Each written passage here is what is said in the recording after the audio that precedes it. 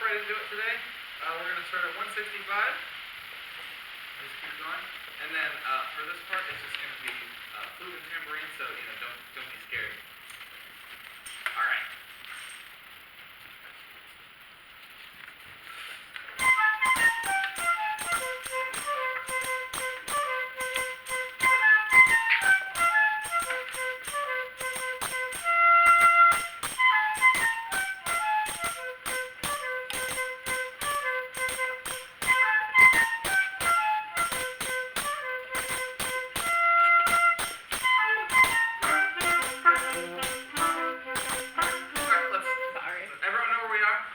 We started at 165, we just got to 181.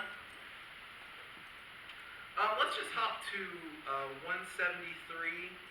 Should be horn, and then flute, tambourine. Anywhere else? Everyone got that spot?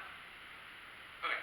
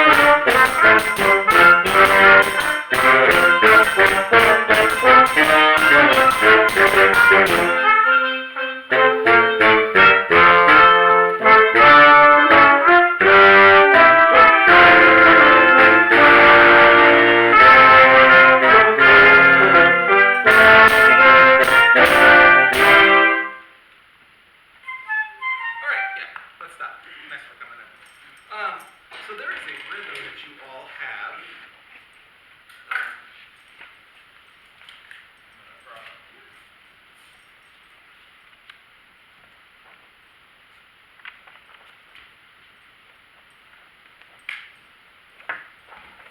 John, you guys see that all right? Okay. So what this sounds like.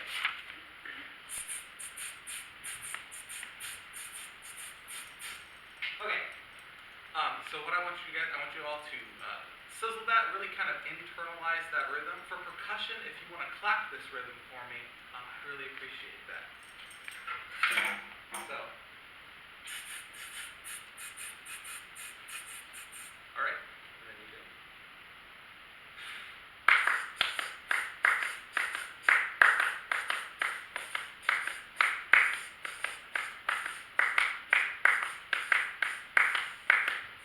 Yeah, that was really good.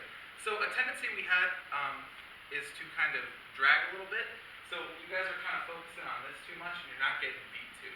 So really just try to stay on top of the beat, try to drive the rhythm a little bit. I think you guys can really stay in time. Let's take that a step further.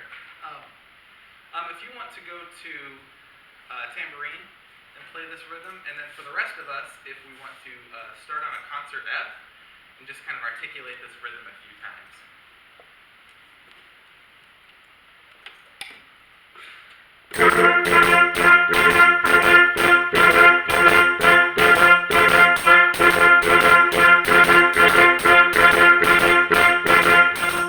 Yeah, that was really good.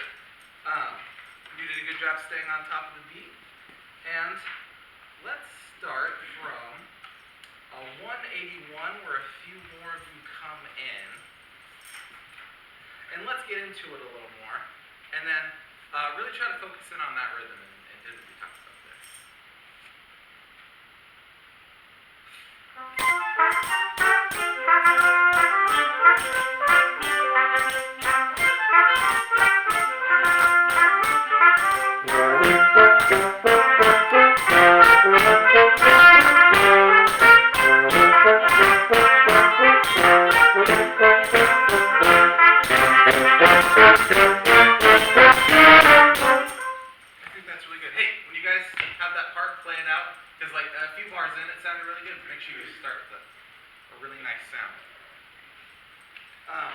Backtracking a little bit, let's take a look at 81, 89, and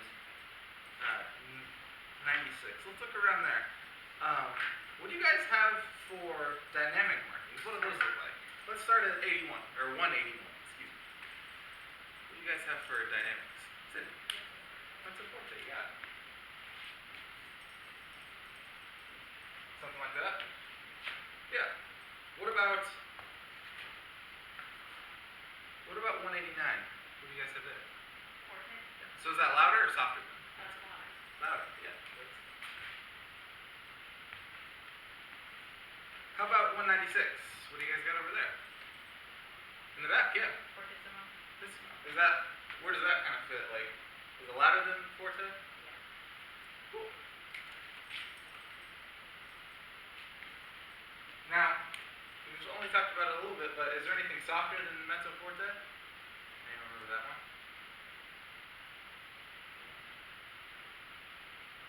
Yeah. Mezzo piano. Mezzo piano, yeah. And is that as soft as we can go? Nope. What's the soft one called? Piano. Yeah. Anything softer than that? Keys. What does that look like? It's 2 keys. Cool. Yeah. So between 181 and 196, there's a dynamic range of mezzo forte to fortissimo. And kind of work on our dynamics. There's an exercise I wanted to do here. So what you can do is focus on your tambourine heads and see if you can get different dynamic volumes, judging on how far you can bring it back, and really try to make a good articulate sound. And for the rest of you, you're going to want to change the quantity of air you have to change your dynamic range. So this exercise is I'm going to start on a dynamic, and then as I point to a different one, you're going to want to switch to that dynamic. We're going to go on a concert F, and so we're going to start on mezzo forte here.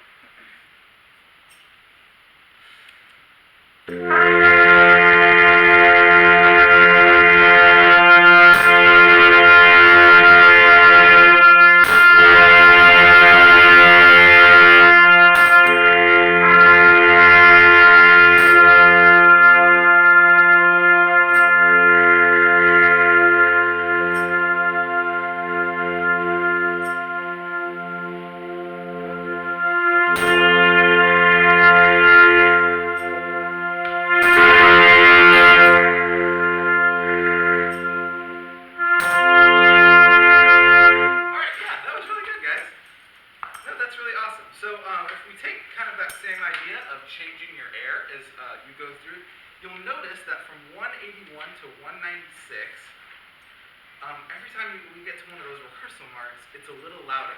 So if we can kind of grow through each section, eventually, by the time we get to 196, we'll really reach that fortissimo.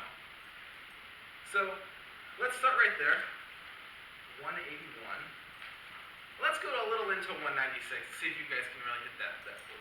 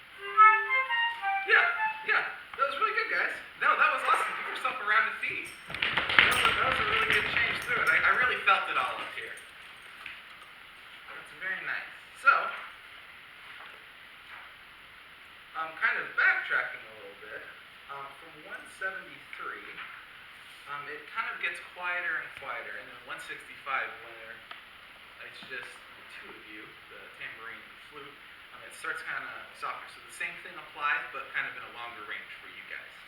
And that goes for everyone else that comes in. So let's start at 165, and let's just keep going.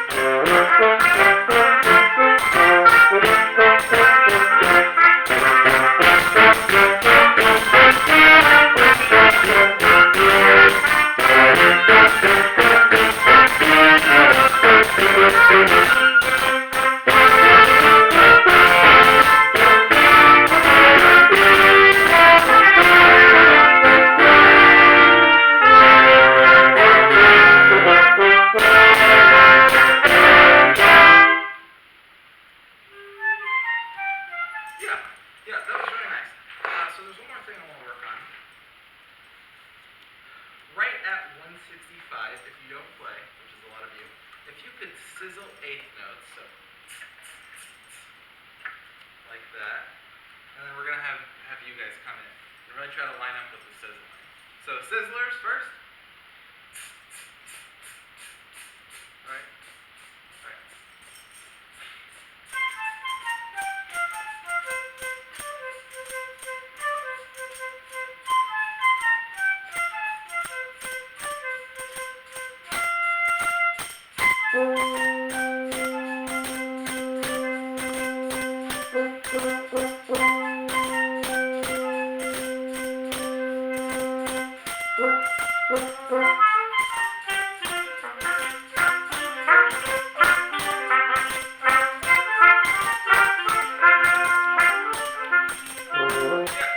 Let's stop there. Let's try one more time.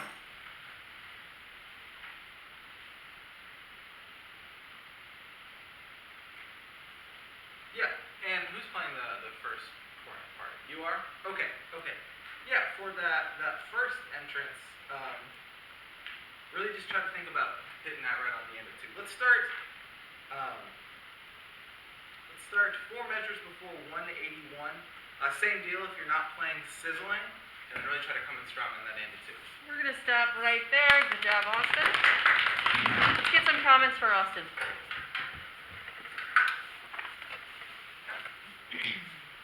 Brandon. I like that you talked about the different dynamic ranges and how that we need to make sure that we're getting louder as we go on. Make sure that you're conducting matches that. It was pretty it was the same the entire time. So you want to make sure that you actually emulate that as you were conducting. That's a good comment. Really good comment. I really liked what you did on the board. I thought that was very effective and how you made us kind of go back and forth and really hear and execute the difference. The only thing I would have added to that is to have maybe the wind players talk a little bit about what they did with their air. Just so that they are not just looking at it and going louder, softer, that they're going, oh, faster air, slower. What am I doing to actually change the dynamic? Right? Does that make sense? Yeah. Okay, good. Other comments? Sydney?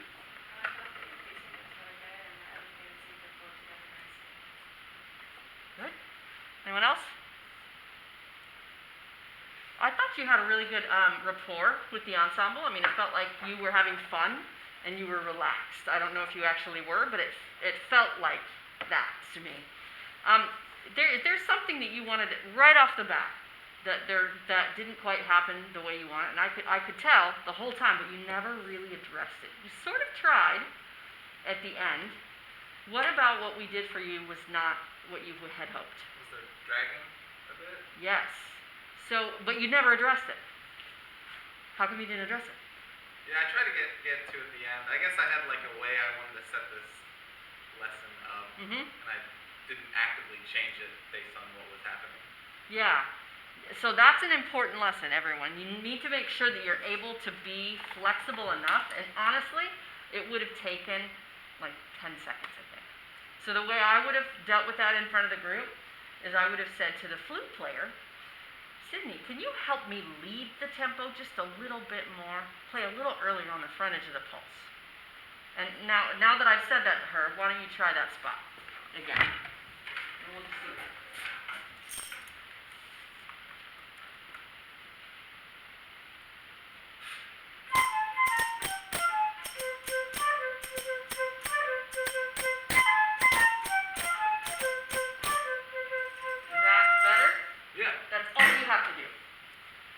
have to get in there and talk about drag. It's so much of it is about the way you frame it. So if you talk about dragging, that makes someone feel like, they're slow. But if you say, can you lead? Instead, you're empowering them. And I think that psychologically, that's a big difference. Now, Sydney's tough. So if you said, Sydney, make sure you're not dragging, she'd be like, okay, I'll play faster. But when you're dealing with little kids, just the idea of leading versus don't drag is a big mental thing. So it took 10 seconds. And we could have maintained that tempo for the rest of the lesson, probably. Okay, so don't hesitate. If it's not the tempo you want, don't hesitate to go after the tempo you want. Because the more we practice it at the wrong tempo, we are muscle memory learning the wrong tempo. Okay? Good, Austin. Are you up next? Who's next?